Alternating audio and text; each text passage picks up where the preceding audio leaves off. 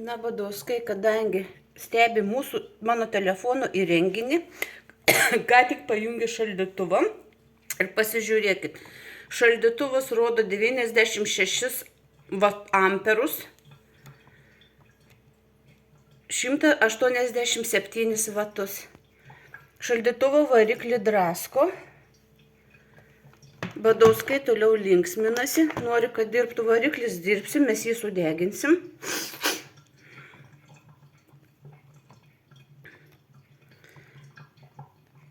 Šaldytuvas 0,07-0,10 amperų tik tai tepaima, buvo užfiksuota prieš 3 metus, naujai nusipirkus šaldytuvą. Įtampa didelė. Badauskai šitaip linksminasi, tyčia mus padeginėdami. Žmonės užsiima kriptovaliutą, bitkoinas, dirba vyriausia buhalterė, dvigubą buhalteriją, daro per mūsų telefonų kompiuterių įrenginius, įsilaužė vaikų telefonus, įsilaužė mano telefonus, esu dangsto vagystė, Ignitis reikalauja, kad susimokėčiau už tai, ko aš nesuvartoju. Kaip matot, visą valandą šaldytuvos vyko vartojimas, tai yra nuo tos minutės, kai aš atsibudau. Galima ir visą naktį buvo jau šaldytuvas išjungtas. Arba išjungi visiškai šaldytuvą, tada vartoji, arba vartoji vis vien. Didžiulė įtampa sukdami elektrą atgal. Apkrova didžiulė laiduose yra, įrenginiai yra klaidinami. Tokį įrenginį gali turėti tik STT. Badauskai valdo visus įrenginius, kokie tik turi maitinimą, naudoja Linux programą, Mac programą.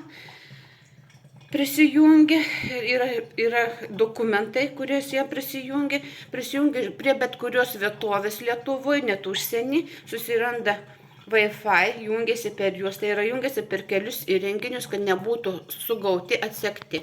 Prie paskirų jungiasi Badauskaitė, buvusi galbūt, kitų pavardė jau dabar yra. Ir fiksuoja Dovilė, Kretingos rajonas, Klaipėdai Badauskas Ernestas, renginių vedėjas. Žmonės saugokitės, kuo mažiau bendraukit, kuo mažiau skambinkit, nes jis pasinaudoja jų numeriais, jūsų įrenginiais. Ir pas manęs kaskart vis rodo visų naujų įrenginių prisijungta. Tai yra galimai ir per jūsų įrenginius jungiasi. Būkit atsargus su šia šeima, kas bendrauja. Yra sekami net notaras Perminas per apsaugos kameras. Badauskas toliau per virtuvėje esantį televizorių ritmečiai žiūri, prisijungęs ir klausosi bei seka aplinkinių namų gyventojus, kurie tik turi apsaugos kameras.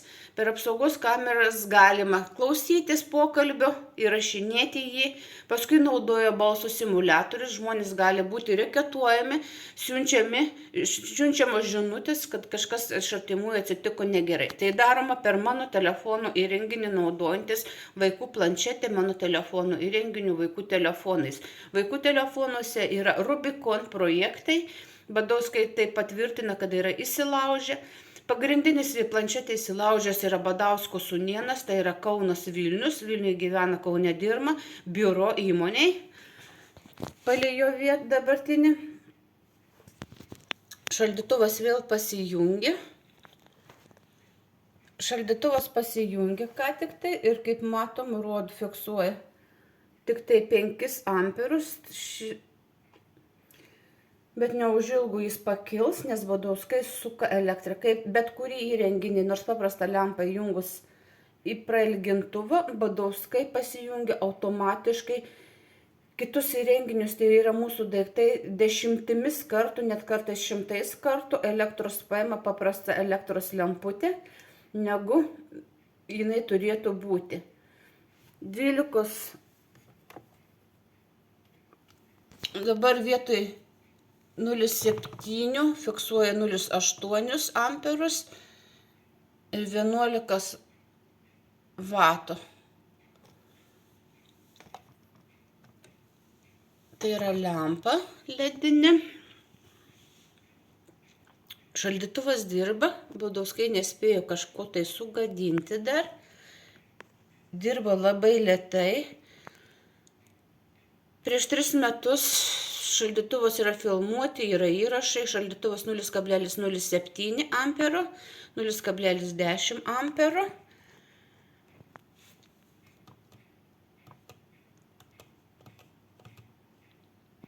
įtampa didelė. Šaldytuvo variklis dirba. Tai dar kartą parodo, pasižiūrėkit. Prieš keletą minučių, kad šaldytuvas Badauskai vos ne 200 vatų ir vos ne amperą mano šaldytuvas paėmė. Tai yra, jie suka elektrą atgal ir mūsų jau įtampa didėja. Badauskai suka elektrą atgal.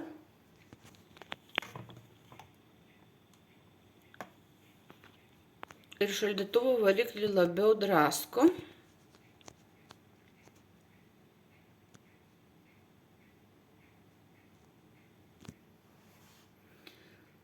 Badauskai pasijungia, matosi, labai puikiai matosi, kada Badauskai prisijungia vėl į renginius ir kaip automatiškai šaldytuvo variklis reaguoja ir kaip įrenginiai fiksuoja didesnį vartojimą negu faktinis šaldytuvo vartojimas, gamintojų nurodytas.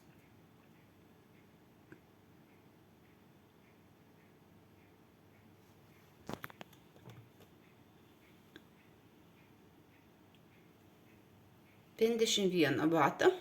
Ką matėmės buvo tik 4 vatai, 5 vatai. Dabar matosi, kad kaip Badauskai vagia ir kaip jie kontroliuoja mūsų elektros laidus. Ir nuo to priklauso, kokį apkrovą laiduose jie padaro. Ir kaip dirba šaldytuvo variklis. Ir kaip mes, kodėl mes degam.